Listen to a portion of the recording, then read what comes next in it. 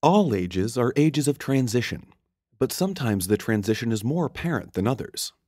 The 1960s were a decade of deliberate, sweeping social change that has rarely been matched in Western history.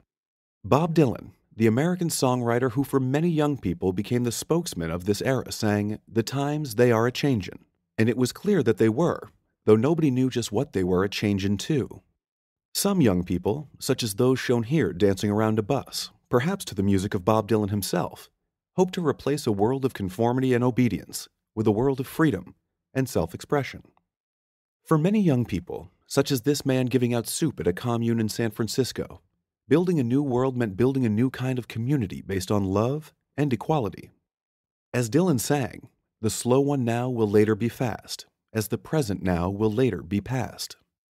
But creating a new kind of society also meant confronting the old. "Come senators, congressmen, please heed the call," sang Dylan. "Don't stand in the doorway, don't block up the hall."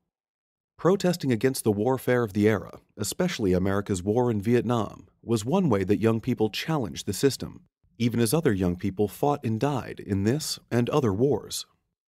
"There's a battle outside, and it is ragin'," sang Dylan, and at times this was perfectly true.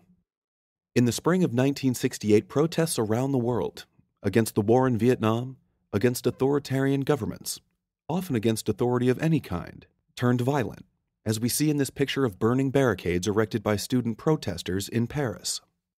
By the end of the 1960s, it began to look as if the old world was not going to disappear without a fight.